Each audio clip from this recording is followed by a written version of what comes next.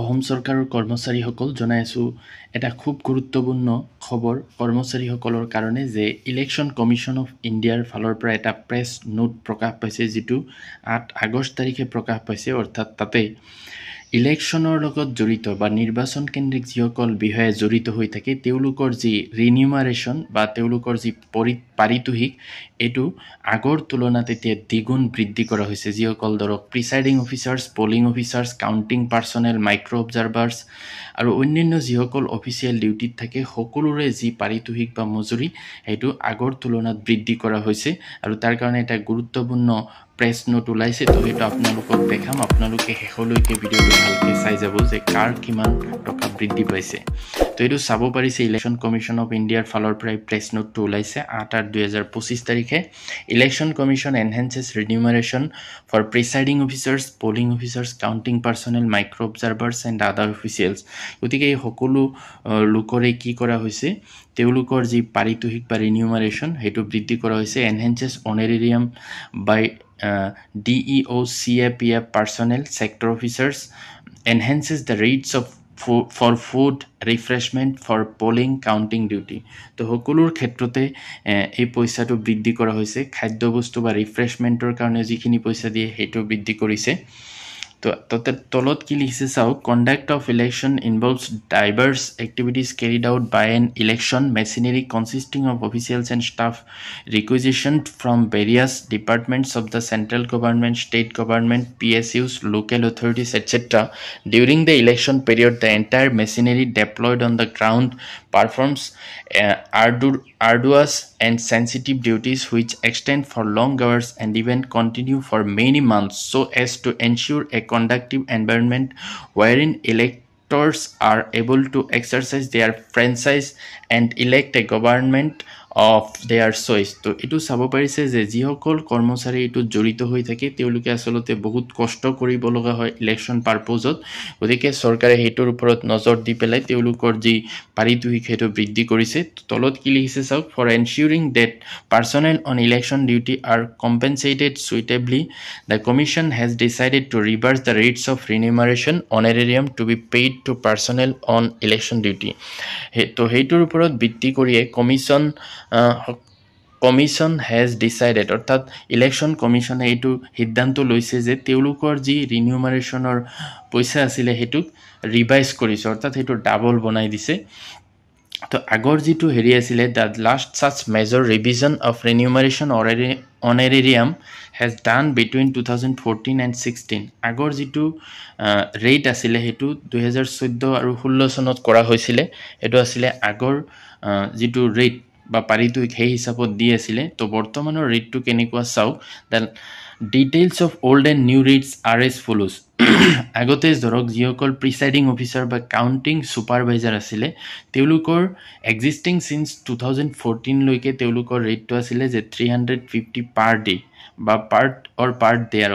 বা হেতু ভাগ কৰি দিয়া হৈছিল কিন্তু নতুন যেটো ৰেট হ'ব হেতু হ'ব rupees 500 পাৰ ডে or পাৰ্ট দেয়াৰ or rupees 2000 lump sum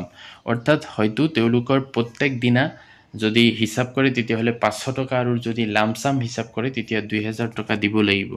আৰু পোলিং অফিচাৰ যি সকল থাকে তেওঁলোকৰ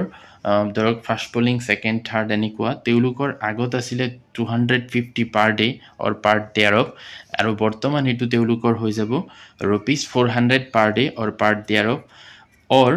rupees 1600 লামসাম তো তেওঁলোকক হয়তো প্ৰত্যেক দিনা 400 টকা কৈ দিব লাগিব নহলে total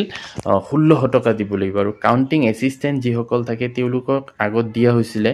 rupees 250 per day or পাৰ্ট দেয়াৰ আৰু বৰ্তমান দিব 450 পাৰ ডে or পাৰ্ট দেয়াৰ or 1350 লামসাম যদি তেওঁলোকৰ এতিয়া লামসাম দিব খোজে তেতিয়া হলে 1350 টকা দিব লাগিব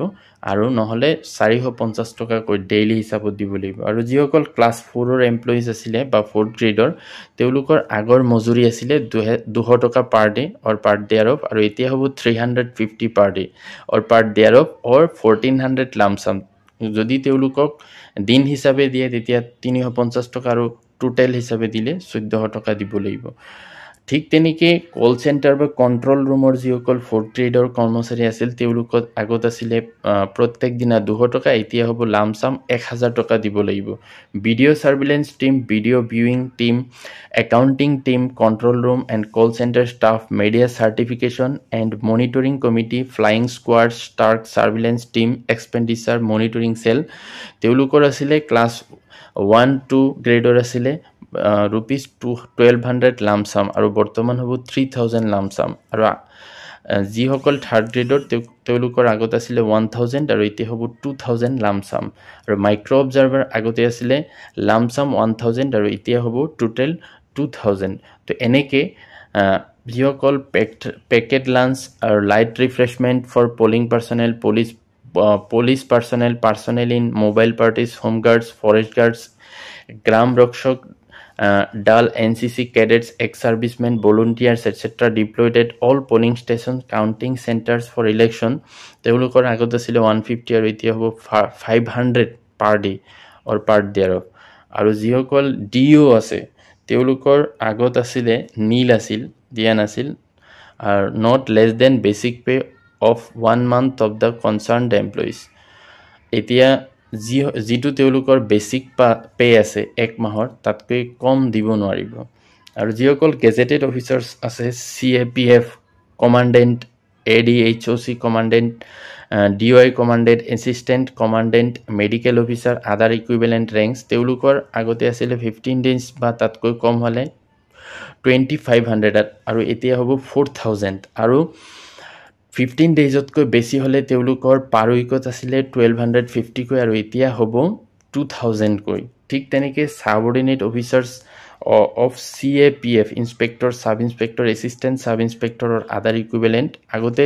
15 দিন বা তাতকৈ কম হ'লে 2000 আছিলে আৰু এতিয়া হ'ব 3000। মোৰ দেন 15 days হ'লে পাৰ উইকত 1000 আছিল, এতিয়া হ'ব 1500। ঠিক তেনেকৈ আন ৰেংকৰ যিসকল CAPF আছে, হেড কনষ্টেবল ইকুইভেলেণ্ট ৰেংকছ আগতে 15 দিন বা তাতকৈ কম হ'লে 1500 আছিল আৰু এতিয়া হ'ব 2500 আৰু 15 daysতকৈ বেছি হ'লে 750 আছিলে পাৰ উইক, এতিয়া হ'ব 1250 per week. Assistant expenditure observer, sector officer, sector police personnel, তেওঁলোকৰ আছিলে 7500 for full time election duty or on